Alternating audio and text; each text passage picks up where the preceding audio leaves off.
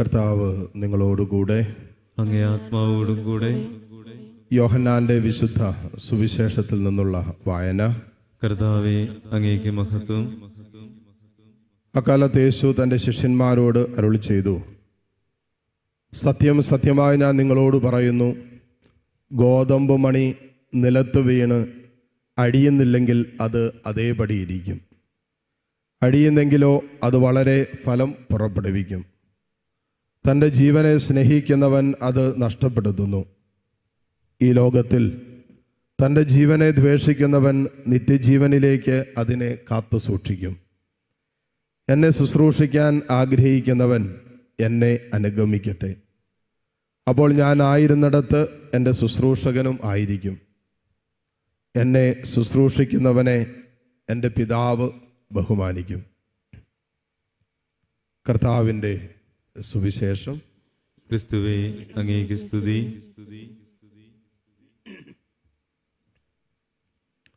മിശിഹായിൽ ഏറ്റവും സ്നേഹമുള്ള മാതാപിതാക്കളെ, സഹോദരി സഹോദരങ്ങളെ, വിശുദ്ധ ലോറൻസിൻ്റെ രക്തസാക്ഷിത്വവുമായി ബന്ധപ്പെട്ട് നമുക്ക് തന്നിരിക്കുന്ന 2 വായനകളാണ്. അതിൽ 2 വായനകളിലും നൽകുന്നതിനെ കുറിച്ചാണ് പറഞ്ഞു വച്ചിരിക്കുന്നത്. ആദ്യ വായനയിൽ നമ്മൾ കേട്ടു, സന്തോഷത്തോടെ നൽകുന്നത് ദൈവസന്നിധിയിൽ സ്വീകാര്യമാണെന്ന്. നമുക്ക് എങ്ങനെ വേണമെങ്കിലും കൊടുക്കാം, സന്തോഷത്തോടെയും കൊടുക്കാം, സങ്കടമില്ലാതെ നമുക്ക് ചിലത് കൊടുക്കാൻ പറ്റും. ഇവിടെ വിശുദ്ധ ലോറൻസിൻ്റെ ജീവിതം നോക്കിക്കഴിഞ്ഞാൽ, ലോറൻസ് തനിക്കുണ്ടായത് മാത്രമല്ല, തന്നെ സന്തോഷത്തോടെ കൊടുത്തവനാണ്. അപ്പോൾ കൊടുക്കലിലും നമ്മൾ ചില മാനദണ്ഡങ്ങൾ ശ്രദ്ധിക്കേണ്ടതുണ്ട്. ആ സുവിശേഷത്തിലേക്ക് വരുമ്പോൾ നമുക്ക് അല്പം കൂടി വ്യക്തമാകും. നമുക്കുള്ളത് നൽകാൻ പറ്റും. അത് ഒരു പരിധി വരെ നമുക്ക് വലിയ പ്രശ്നങ്ങളൊന്നും, പ്രതിസന്ധികളൊന്നും, വലിയ അസ്വസ്ഥതകളൊന്നും കൊടുക്കുന്നതിൻ്റെ പേരില്ല, അങ്ങനെ നമുക്ക് നൽകാൻ പറ്റും. അതുകൊണ്ടാണല്ലോ വിധവ 2 ചെമ്പുതൊട്ട് നിക്ഷേപിച്ചപ്പോൾ കർത്താവ് പറഞ്ഞു, മറ്റനേകം ധനികർ ഇട്ടതിനേക്കാൾ അധികമായി ഇവള് നിക്ഷേപിച്ചു എന്നാണ്. കാരണം എന്താ? അവൾക്ക് അനുദിന ജീവിതത്തിൻ്റെ ഒരു ദിവസത്തിൻ്റെ ഭക്ഷണത്തിന് പോലും ഉണ്ടായിരുന്നത് അവൾ നിക്ഷേപിച്ചു എന്നുള്ളത്. എന്ന് പറഞ്ഞാൽ അവൾക്ക് കൊടുക്കൽ ഏറ്റവും കൂടുതൽ അവളെ തകർക്കുന്നൊരു അനുഭവത്തിലേക്ക് നയിച്ചിട്ടുണ്ട്. കാരണം നാളത്തെ കഴിഞ്ഞ് ഇനി മുന്നോട്ട് എങ്ങനെ ജീവിക്കും എന്നുള്ള ആശങ്കകൾ ഉണ്ടായപ്പോഴും അവൾക്കുള്ളതെല്ലാം അവൾ കൊടുത്തു. അവൾക്കൊന്നും ബാക്കിയില്ലായിരുന്നു. അപ്പോൾ നമ്മൾ കൊടുക്കുമ്പോൾ നമുക്ക് ഒത്തിരി ബാക്കിയുണ്ട്, നമ്മുടെ സമൃദ്ധിയിൽ നിന്നാണ് കൊടുക്കുന്നത്, അങ്ങനെയൊക്കെ നമുക്ക് കൊടുക്കാൻ പറ്റും. അതൊരു തരം. രണ്ടാമത്തത്, നമ്മെ തന്നെ നൽകാൻ പറ്റും. നമുക്കുള്ളത് കൊടുക്കുന്നതും നമ്മെ തന്നെ നൽകുന്നതും തമ്മിൽ ഒത്തിരി വ്യത്യാസമുണ്ട്. അപ്പോൾ ആദ്യ വായന നമ്മൾ കാണുകയാണ്, നമുക്കുള്ളത് കൊടുക്കുന്ന കാര്യത്തെക്കുറിച്ച് പറയുമ്പോൾ, സുവിശേഷത്തിലേക്ക് വരുമ്പോൾ അതിൻ്റെ കാതലായ സന്ദേശം എന്താ? നമ്മെ തന്നെ നൽകുന്നതാണ്. ഒരു വിത്ത് മണ്ണിൽ വീണ് അഴിഞ്ഞ് ഇല്ലാതായാൽ അത് കൂടുതൽ ഫലം പുറപ്പെടുവിക്കും എന്ന് പറയുന്നത്. ഈശോ പറഞ്ഞത് ശരിക്കും യേശുവിനെ കുറിച്ച് തന്നെയാണ്. അവൻ്റെ വരാൻ പോകുന്ന കുരിശു മരണത്തെക്കുറിച്ചുള്ള, കാൽവരിയിൽ അവൻ തന്നെ അഴുകാൻ അനുവദിക്കുന്നതിൻ്റെ ഒരു പ്രതീകാത്മകമായ ചിന്തയാണ് ഈശോ കൊടുക്കുന്നത്. എന്ന് പറയാണ് അത് കൂടുതൽ ഫലം പുറപ്പെടുവിക്കും. എന്താണ്? അത് രക്ഷയുടെ ഫലമാണ്. യേശു ഒരുവൻ കാൽവരിയിൽ ലോകത്തിൻ്റെ മുഴുവനും പാപത്തിൻ്റെ പരിഹാരമായി അഴിഞ്ഞില്ലാതായപ്പോൾ, മരണം ഏറ്റെടുത്തപ്പോൾ, അത് അനേകരുടെ ജീവന്റെ കാരണമായി ഇന്നും.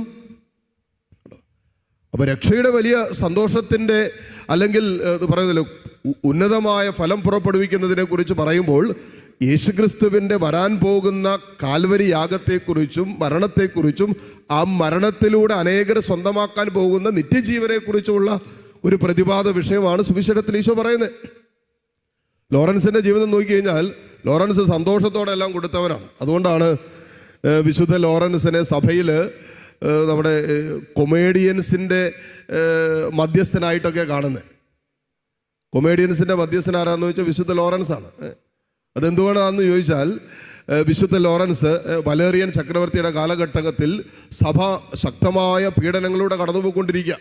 അതികഠിനമായ പീഡനങ്ങളിലൂടെ കടന്നു പോകുമ്പോൾ ഈ ഡീക്കൻ ലോറൻസ് സഭയുടെ ഭൗതിക സമ്പത്തിൻ്റെയൊക്കെ മേൽ നോട്ടം നടത്തിക്കൊണ്ടിരുന്ന. അപ്പോൾ ചക്രവർത്തി പീഡനത്തിൻ്റെ നടുവിൽ ലോറൻസിനെ വിളിച്ചിട്ട് പറഞ്ഞു, സഭയുടെ അപ്പോൾ ലോറൻസ് പറഞ്ഞു 1-2 ദിവസം തരാൻ പറഞ്ഞു. 2 ദിവസം കൊണ്ട് ചക്രവർത്തിയുടെ മുമ്പിൽ സഭയുടെ സമ്പത്ത് മുഴുവൻ കൊണ്ടുവന്ന് നിരത്തുവാണ്. അപ്പോൾ ചക്രവർത്തി വിചാരിച്ചു സ്വർണവും വെള്ളിയും സഭയുടെ സമ്പത്ത് എന്ന് പറയുന്നത് അതൊക്കെയാണ്. ലോറൻസ് വഴി കടന്നിരുന്ന അല്ലെങ്കിൽ സഭ ശുശ്രൂഷിച്ചു കൊണ്ടിരുന്ന കുറേ പാവപ്പെട്ടവരെയും അംഗവികലാംഗരെയും രോഗികളെയും എല്ലാം കൊണ്ടുവന്ന് ചക്രവർത്തിയുടെ ഇതാണ് സഭയുടെ സമ്പത്ത് എന്ന് പറഞ്ഞു. അതിൻ്റെ പേരിലാണ് ചക്രവർത്തി ദേഷ്യം പൂണ്ട് അവനെ വറചട്ടിയിലിട്ട് വറക്കാനായിട്ട്, ബാർബിക്യൂ ഒക്കെ നമ്മൾ പോയി കഴിക്കാറില്ല, കോഴി തന്തൂരിയൊക്കെ എന്ന് പറയുന്ന പോലെ ഈ വിശുദ്ധനെ വറചട്ടിയിലിട്ട് വറക്കാൻ ഓർഡർ കൊടുക്കുക. അങ്ങനെ വറചട്ടിയിലിട്ട് വറുത്തുകൊണ്ടിരിക്കുന്ന സമയത്ത് ഒരു സൈഡ് വെന്ത് കഴിഞ്ഞപ്പോൾ, വറുത്ത് കഴിഞ്ഞപ്പോൾ അവിടെ വറചട്ടിയിൽ കിടന്ന് ചെറുപുഞ്ചിരിയോടെ ഈ വറുത്തുകൊണ്ടിരുന്ന ആളോട് പറഞ്ഞു, ഒരു സൈഡ് നന്നായിട്ട് കരിഞ്ഞും തോന്നുന്നു, തിരിച്ചിടാൻ പറഞ്ഞു. ചിരിക്കാതിരിക്കോ? അതുകൊണ്ടായിരിക്കണം ഈ വിശുദ്ധനെ ഈ കൊമേഡിയൻസിൻ്റെ മധ്യസ്ഥനായിട്ട് സഭ ഇന്ന് കാണുന്നത്.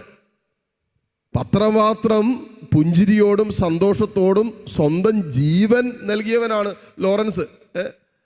നമുക്കുള്ളത് നൽകുന്നതും നമ്മളെ തന്നെ നൽകുന്നതും തമ്മിൽ ഒത്തിരി വ്യത്യാസമുണ്ട്. ഇതിൻ്റെ അന്തരം മനസ്സിലിപ്പോൾ നമുക്ക് ക്ഷമിക്കാൻ പറ്റണമെങ്കിൽ, എളിമപ്പെടാൻ പറ്റണമെങ്കിൽ, വിട്ടുകൊടുക്കാൻ പറ്റണമെങ്കിലൊക്കെ നമുക്ക് നമ്മെ തന്നെ നൽകുന്നിടത്തെ അതൊക്കെ സാധിക്കുള്ളൂ.